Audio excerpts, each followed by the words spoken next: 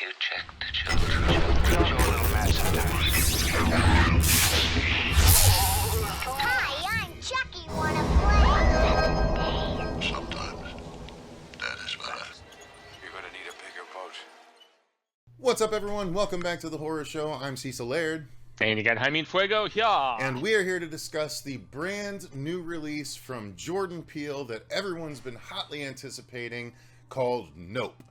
And honestly, guys, I'm just going to jump right into it and say I loved this movie. Apparently, I'm maybe the only one on this call that did, but... Not true. Not true. I didn't love it, though. I really liked it, but I had some issues. So. No, I really enjoyed the hell out of this movie. It is the movie of this type for me, and I gotta be honest with you guys, I don't think that we're going to be able to discuss much about this movie without spoilers. So I think this might be one of the shortest non-spoiler sections that we've ever done, and then I will wave my arms and wave a flag and let you guys know that we're going to switch to spoilers, because we have to discuss spoilers in order to properly discuss this film. Yeah, because there is, even within some of the trailers that we've seen, that, like, there's bait and switch, because there's, like, the revelation of what you think is transpiring, and then when it's given a little bit more revelation and explanation, it still puts it in a separate context. But while I didn't love it, this is the most epic and ambitious thing that Jordan Peele has done in all three of his films. And whereas I was okay with Us, and it had some moments that I wasn't too big on, but I loved Get Out, and this is most definitely not what I expected. Primarily with a wrong place, wrong time kind of subplot that starts the movie off and that he continues to veer back towards for contextual purposes. And more so than even anything we saw in the trailer, that was my favorite bit, and that's kind of what I wanted a little bit more explanation and correlation about, and you don't really get much about that. I mean, you kind of do, but not as much as I was hoping for, at least, because it is really the story of Daniel Kaluuya and his sister, and I just want to make sure that I give her the proper shout out. Kiki Palmer. Mm-hmm. The two of them are so kick-ass and have such great chemistry, and Steven, from The Walking Dead, who played Steven Glenn. Yeun, Steven Yeun, yeah, he's great as well. A little bit smaller of a part than I was anticipating, but yeah, I mean, effective nonetheless.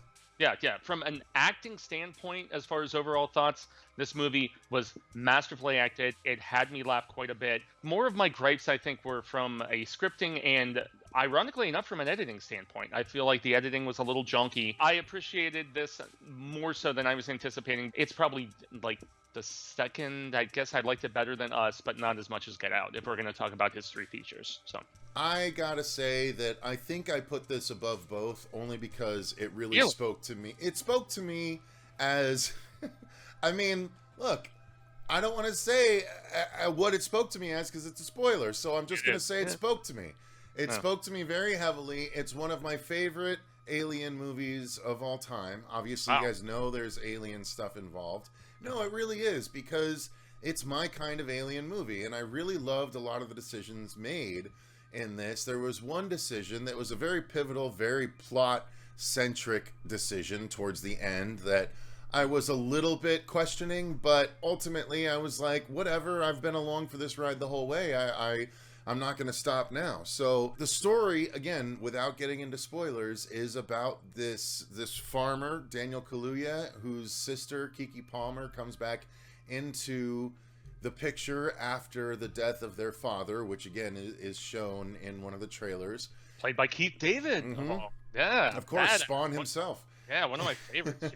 Love Keith David. And when they show what happened, because I was curious, because I knew from the trailer that was gonna happen, but I was curious as to how. When they showed how, I was like, damn, that's pretty hardcore. And then, like, there was a lot of really great ideas that have never been tackled before in an alien movie in this film.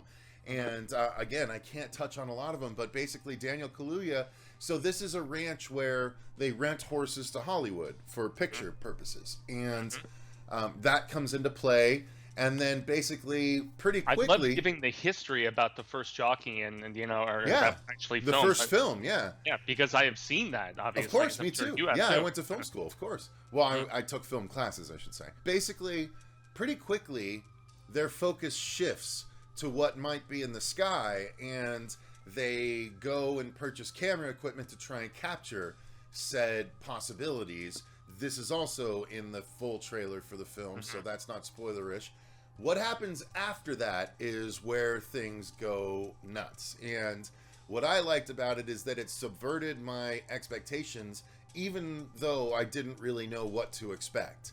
It took a turn that I did not expect it to take in the central conceit of the movie, which I loved. Being the type of horror fan that I am, I love this shift in conceit. So it kept me on my toes there. And then how were things going to play out? I had no clue based on the conceit shift that happened earlier in the movie. So I was on board the entire way. I enjoyed the entire thing. So what happens when this brother and sister and the tech guy that helps them set up their gear? Yeah, Angel from Fry's Electronics. Yeah, what happens when these three start to capture footage that they were hoping to capture? Is it good? Is it bad? Who knows? What happens from there? And I, as a horror fan and a particular type of horror fan, I adored this movie. Loved it. I guess I expected it to be more horror, and we have a few moments that are quite scary, but it does lean a little more heavily into the goofiness and whatnot. It's more horror for this kind of movie than other versions of this kind of movie have been in the past. Okay. That one scene with the red rain on the house, which is in the trailer, that in and of itself, in context, is utterly horrific. Yeah, and that was where actually I was like, okay, Jordan Peele was kind of channeling Stanley Kubrick a little bit. You know, that was the one segue in the film specifically where I was like, okay, I can see this is a very direly haunted area that this ranch is located in without spoiling anything specifically. But yet, I got major Tarantino vibes. I got... super M. Night Shyamalan vibes, but early M. Night vibes. Good early M. Night vibes. As in Signs, or... No, as in Sixth Sense and Unbreakable.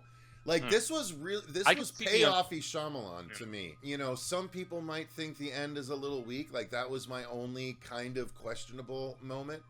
But, really? Because I was like fist pumped at the end with the horse and everything. Like, no.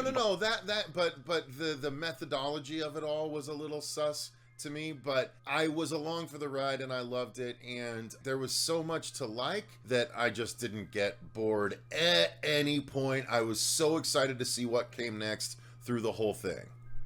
Yeah. I mean, I'm a little behind you on it, and it's more so from that editing. Well, okay. So tell me what's keeping you from liking it the way I have. I mean, the discussion about it right now is most definitely warming me up to it a little bit more, but I wanted a little bit more explanation about, you know, the correlation of said scene, and it almost felt like an overstuffed turkey to me at times because it was so epic and so grandiose with all kinds of different ideas that it was putting in there, and the tie-in, like, kind of twinner importance of what the movie starts out with, and it's a bit. I loved that. I loved it too, and I just wanted more explanation about why that is supposed to be like some sort of. I don't know. We understood. Like, I get. Again, when we can talk spoilers, I'll tell you all about it. I think by the end of the spoiler section, you'll like this movie a lot more than you do right now, because I fucking love it. It's so engaging. It's so entertaining. The effects are amazing. The effects are very good. So cool, and the way it's shot. I mean, without spoiling, to me, this movie does for the sky what Jaws did for the sea and what Tremors did for the desert. You even leaned over to me at one particular point, and you're like, "Oh, do you see what they're doing there?" And how it's like kind of tying in with. Oh my god, so much! I can't wait to talk spoilers because there's so much. I have a whole list on my phone that I was making when I got home in the driveway. It just turned into not what I was expecting, and maybe, you know, I always talk about the burden of expectation, but maybe it was because of the fact that I wasn't anticipating a film that was very much a exploration about sensationalism and trying to it kind of skewers the whole like tabloid journalism field a little bit. Yeah, it definitely does. And yeah, just trying to, find that sort of elusive shot of whether it's, Bigfoot or a UFO or whatever. And it explored that more so than I was anticipating from a comedic standpoint. And I liked that stuff, but I guess I was anticipating a little bit more of a horror, like shocker sort of film. And this movie didn't really shock me that much, but it did make me think. And so, as we're discussing it here, it's making me think even more. And I will most definitely go and see it again this weekend on my AMC Pass. And It's interesting the things you're saying, but yeah, like I didn't have a particular expectation. He kept things purposefully vague in the trailers, so I had no idea what we were going to see. I'm glad the story ended up remaining as intimate as the trailer was. Like, it doesn't get much bigger than this cast or this area. And that's fine. Like, the story it's like it doesn't have to go global for the story to make it, like, cool. I in fact, like the more intimate setting because, I have more buy-in to the story. And I absolutely loved it. I just had such a great time with this. And, again, there's so many things that you can pull from other movies, but we can't talk about it without spoiling, so I think that's enough talking about it non-spoilery. Let's move into the spoiler section. So that's it. If you guys don't want to be spoiled, go ahead and stop the video, save the video, throw it in your watch later, come back and check out the spoiler section after you've watched it, because I'd love to know your all's thoughts on a lot of this stuff that we're about to get into. So, all right, let's give everyone a 5, 4, 3, 2, 1... spoiler time. Here we go. Okay, was this not like War of the Worlds by way of Django Unchained almost a little bit? Like, that's kind of the vibe that I got. And so, why would you say, because it's black people and aliens? Like, that's a really base comparison. Because it's Tarantino as fuck, dude. Like, it's so much more Shyamalan than Tarantino. I don't know. Like, I don't know about this Tarantino comparison. Like, where's the Tarantino comparison coming from? From a dialogue standpoint, most definitely from a score standpoint. I mean, some of those bits and the fact that Tarantino became so Western just obsessed in the back half of his career. I don't know. I mean, look, I'm not going to begrudge you your thoughts. What came to you is what came to you when you watched the movie. None of that came to me. This was Shyamalan through and through. This was, a small group of characters dealing with, like, abnormal circumstances at first that are, like, intriguing and, like, you want to know more about it, and then it's like, oh shit, this is bigger than we anticipated. It is not unlike Signs in that instance. So it felt very much that way to me, but basically let's get into it. Okay, so towards the beginning of the movie, we see that, Daniel is still working on the farm with Keith David, and like, it's that day where he's on the horse and they're talking, and like suddenly they hear some weird noises in the sky, and like stuff, you don't even really see it, but stuff starts hitting the ground, and it sounds like hail, but you don't see hail. And then you see Daniel's father, Keith David, like slumped over in the horse, and then as the horse trots away, he falls off of it. And like Daniel goes and like he like rushes to him, and then you cut to the car where you see Keith like leaned up against the window talking like blah, blah, blah, blah. But you see blood squirting from his head onto the window next to him and like covering the door. One of the few scenes of extreme gore aside from the stuff with the chimp that opens up the film. Well, technically the blood rain would be extreme gore. But we'll get there. I'm so excited to talk about it. But yeah, so it turns out Keith David, like, they cut to the hospital and Keith is dead, and you see his eye has like a slit in it, and then they show x-rays where there's a foreign object in the middle of his brain. And basically it also cuts to Daniel holding a, like, was it a nickel or a quarter? No, it was a coin of some sort. It was either a nickel or a quarter. And they were in a bag all throughout the ground too. Right, yeah, and it cuts back, and it's like when they go back to the farm, Daniel sees the horse, and he sees a key jammed in the horse's hide, and where it's bleeding. So like other shit fell that day when his dad died. And then it flashes forward some time, and Daniel's trying to run the farm while lending horses out to Hollywood. Unfortunately, he doesn't have the charisma or the know-how that his father did. His Yeah, sister that's where does. Kiki comes in. That's Yeah, where she she's comes great. in, but she has left the business clearly. Mhm. Now being brought back in because, you know, whatever, she wants to pick up some stuff. And pretty quickly, that first night that they're back together, one of their horses disappears and he sees something in the sky when it happens. And very quickly we notice that there is an alien out there. Another horse ends up like attracting the attention of this alien ship. And soon, like Daniel Kaluuya even says, I'm not sure that that's a ship.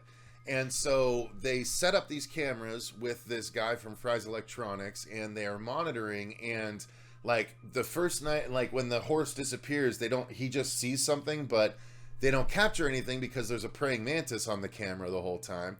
Meanwhile, the Fry's guy shows up the next day and is like, I believe it. Did you guys see it? And they're like, what? And he points out that he does some time-lapse footage of the sky, and all the clouds are passing by, but there's one cloud that's not moving in the sky. Moving at all. Yeah. And like they look, and it's the same cloud that's been there for a number of days, and it's the cloud that's hiding the aliens, and he believes it. And one of the things that happened is Kiki, in order to prove it, bought a decoy horse statue and tied flags around it. And at one point, the aliens suck up that horse, and it doesn't fully eat the flags, and so the flags are dangling, hence the poster that you see, the cloud with the flags dangling from it. It's because the alien has sucked up the horse but not eaten the flags, and now when the craft moves around, you know where it is, a la Jaws, when they tag the shark with the barrels, and the barrels would show you where the shark was without needing to show you the actual shark. And that's what you leaned over and told me halfway through the film. You're like, oh, you see what they're doing, right? Like, this is that sort of I was like, the flags are like the barrels from Jaws. And I mean, this is the thing. Like, the main thread story I loved. But the fact that when I use the term overstuffing the turkey a little bit, and this is me playing devil's advocate to a little bit, I suppose, is because of the fact that I'm not sure how much context the bit with the younger version of Steven and the encounter with said chimp had, as far as, you know, just the randomness of being in a wrong place at a wrong time sort of bit. And then also just even with Tim and his Western Park, you know, I guess it was like kind of a poke the bear, maybe even boy cried wolf sort of thing, because he was talking about the fact that there were extraterrestrials in the air and whatever. And then, of course, lo and behold, all of his audience, like 40-something people, end up all getting sucked up and killed in that particular. Well, yeah, you're jumping way ahead here. Okay, so let's give. Well, I mean, let's how give, much else? But let's give much context, else, dude. Let's how give much context. else? How much else really happens though beyond what you Well, have we got already to give said? context for it. We can't just like say, oh, 40 people is like there's context. That's why it's cool. Like, so the context is, so the movie starts out with this set. You see this studio that's been emptied, and you see this dead body lying in the middle of the floor, and the set is trashed.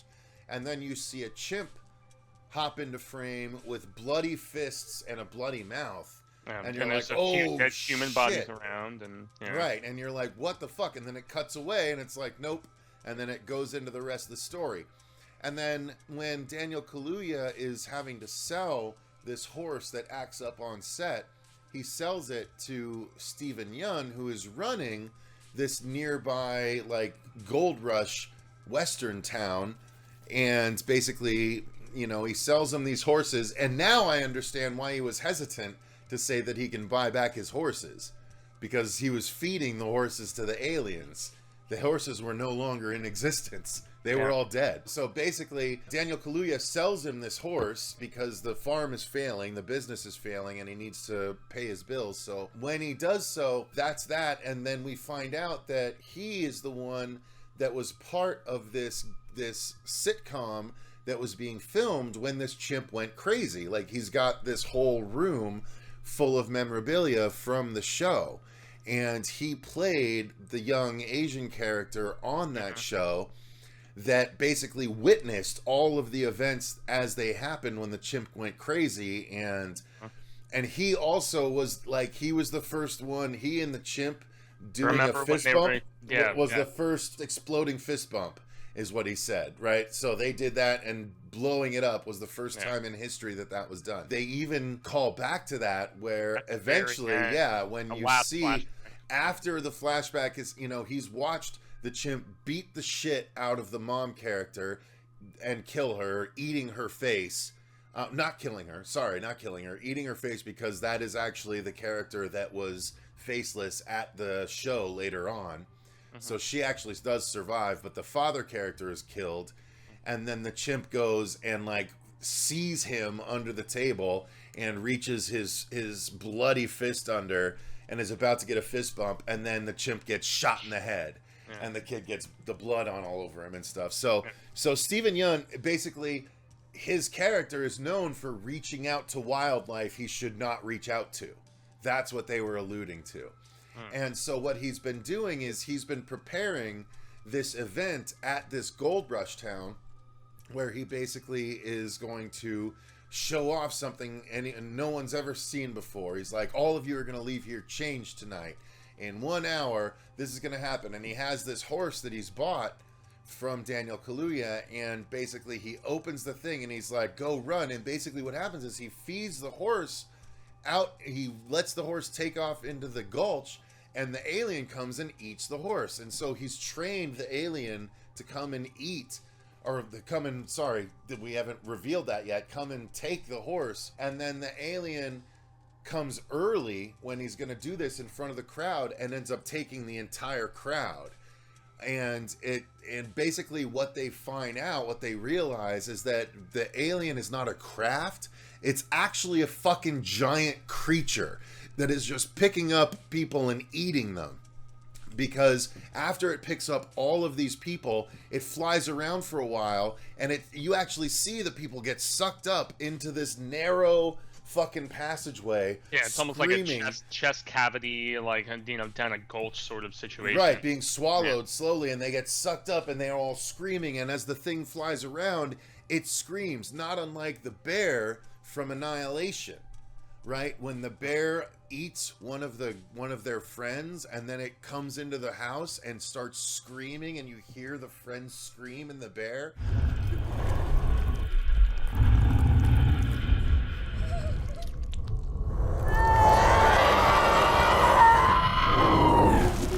It's very like that. When the fucking ship goes overhead, you hear the screaming of all the people as they're being crushed together, and the alien creature is pissed at this point.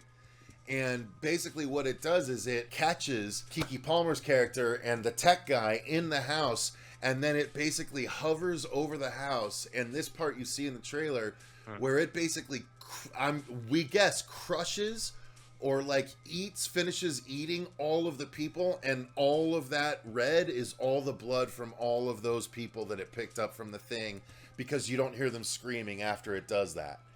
It's so fucking awesome. The sound design was so gross and creepy and awesome. Yeah, and that was one thing that seeing it in IMAX, we most definitely, I mean, often I prefer Dolby in that particular regard, as far as like a sound sort of approach goes, but that was where I made the, Kubrick Shining comparison, because just like the blood-drenched home and everything was one of the most disturbing bits in the entire thing. And I'm going to double down. I still wonder about the proper context of the chimp subplot and how much it really had relevance. I mean, your insight about, you're like, well, that's because, Steven's character. He reaches out to wildlife he shouldn't. Yeah. It's as simple as that. It's simple, but I just don't know if it fits. I mean, that's just me personally, And look, it's how the story was crafted. You know what I mean? It does fit, but I think your question might be, is it relevant enough to spend that much of the movie on? Well, because there's a few like moments where we harken back to it. Right, but that's why it tracks for me. That's why it makes sense, because that's a through line that carries throughout the whole movie. So yeah, I found those scenes really effective. I just felt like I was watching a completely different movie. Is, I guess, the only. I understand it, and I understand why, but I actually really liked that. I liked the deep insight it was giving us into Steven's character, and it was an intriguing enough situation where I was happy to see it play out, because I was like, what the. I was waiting too the movie starts with it. I was like, what the fuck could that possibly have to do with aliens? Yeah, which was not shown ultimately at it's all not in much. any of the trailers. Ultimately, it's not much outside of that base comparison. But I didn't mind that ultimately. I really didn't. Like, I thought this was I do really want to see Nope 2, the Nopiers, you know? Like, I want to see more of these creatures out there doing their thing on a grander scale. But this thing was cool, because, again, it's only a ship for most of it. By the end, you see that this thing is much different. It actually has, like, different forms that it takes, and it's fucking awesome. Yeah, it looked so much more, especially in that back, like, 20-30 minutes, where it almost looked like a hot air balloon. A crazy weather balloon, like, yeah. So it had those aspects. I appreciated the ambition in that regard of subverting expectation, you know, with the storytelling and with the payoff. But really, more so than anything else, you know, I've been critical about certain aspects. The best thing for me was Daniel and Kiki's chemistry in this movie as siblings. They were so fun, man. And, you know, you see a few bits in the trailers with, like, the hand slapping and all this stuff. But I mean, really, it was where the initial green screen sound test was going down, where she comes in and essentially rescues him from a situation where you're like, he's probably going to lose the gig and, like, not even have the job with that horse. And then, you know, the charisma comes into play, and she kicked ass and captivated everybody.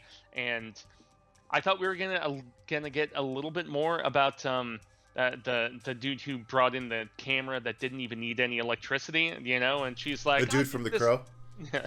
That was that same guy.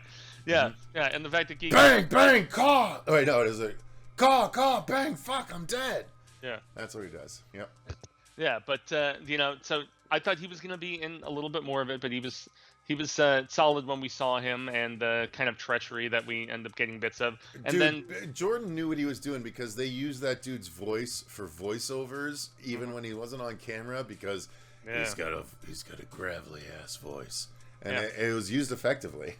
Yeah, I mean, it's not Keith David, like, gravelly awesomeness, you know, like Spawn, like you said earlier, but still, and also the dude from Fry's Electronics who played the character of Angel.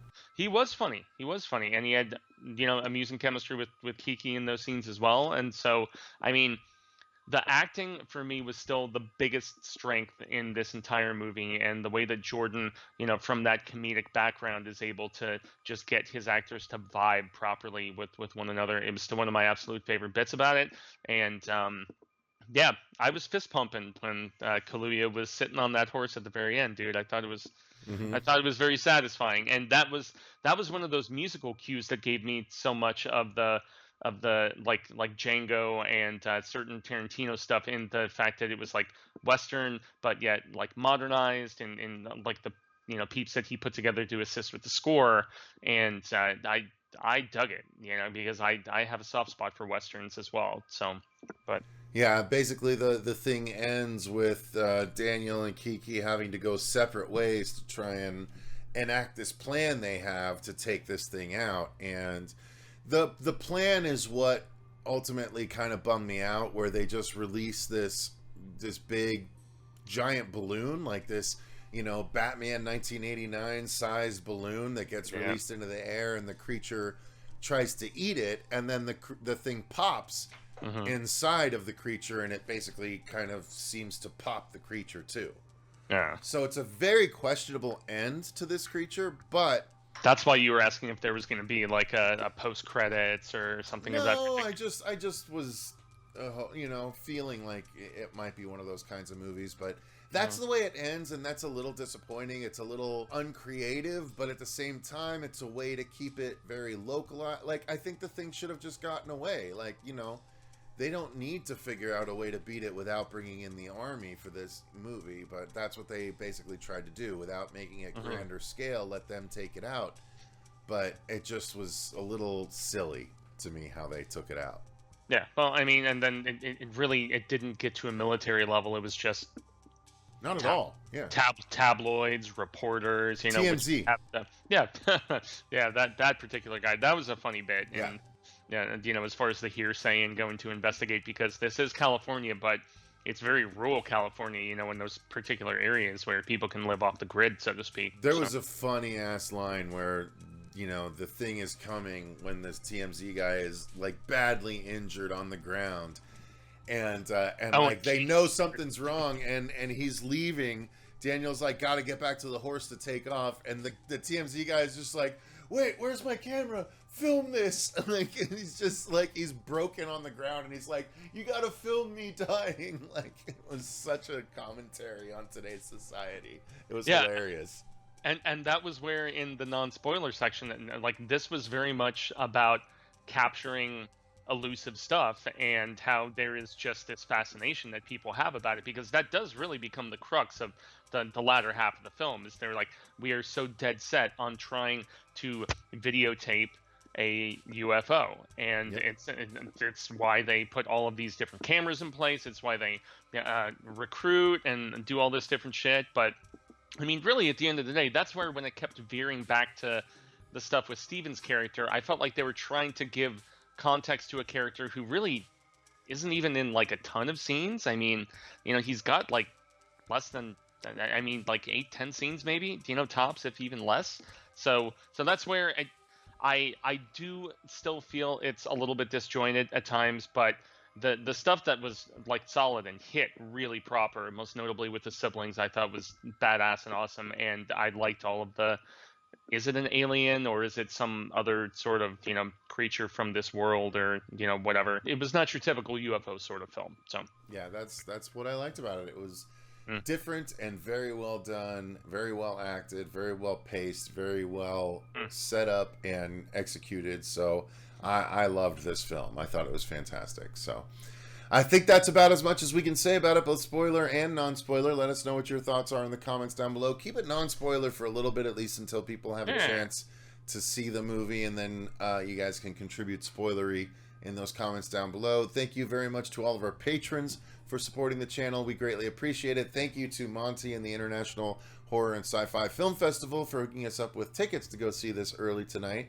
We greatly appreciate it. Until next time, though, I've been Cecil Laird. And Kristopher, Jaime, Fuego. And remember, stay scared.